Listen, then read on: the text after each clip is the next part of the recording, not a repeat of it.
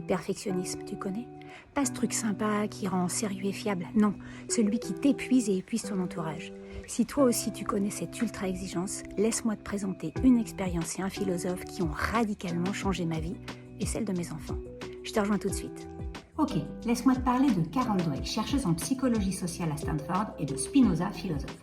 A priori, rien à voir entre les deux. Et pourtant, observe comment leurs travaux peuvent nous aider à dézinguer un perfectionnisme excessif. Carol Dweck, après avoir fait faire un travail difficile à des élèves, les a réunis en deux groupes. Au premier groupe, elle leur a dit « Vous êtes les meilleurs éléments de ce groupe. » Et vous savez pourquoi? Parce que vous n'avez rien lâché, vous avez été persévérants et volontaires. Au deuxième groupe, elle leur a dit « Vous êtes les meilleurs éléments de ce groupe. » Et vous savez pourquoi? Parce que vous avez été performants, vous avez réussi. Elle les a soumis à un nouveau test dans lequel ils devaient choisir entre des exercices très faciles, moyennement difficiles et très difficiles.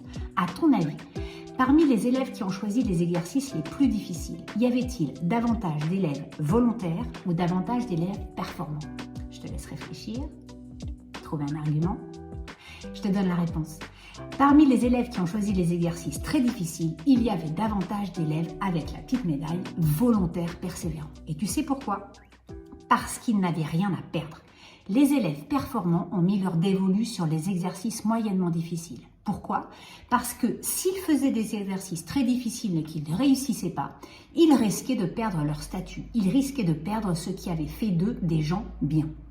C'est ce qu'on appelle le mindset fixe et le mindset de développement. Le mindset fixe, c'est lorsque ma valeur est déterminée par le résultat, alors que le mindset de développement, c'est lorsque ma valeur est déterminée par mon engagement dans la tâche. Qu'est-ce que ça change? Selon Spinoza, la détestation de soi ne peut venir que d'un phénomène extérieur. Lorsque je fais quelque chose, je ne maîtrise pas toujours le résultat. Ce que je maîtrise, c'est l'énergie que j'y mets et le temps que j'y passe. Si ma valeur est dépendante de quelque chose que je ne maîtrise pas complètement, qu'est-ce que je vais faire? Je vais me mettre à être hyper contrôlant ou alors à l'éviter.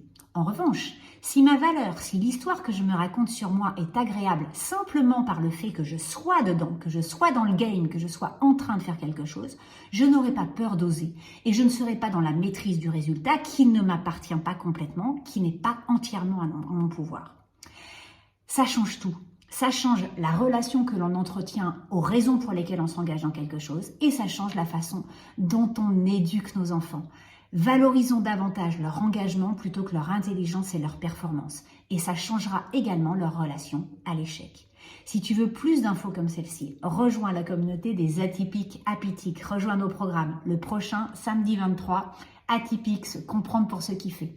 À très vite et like si tu as aimé.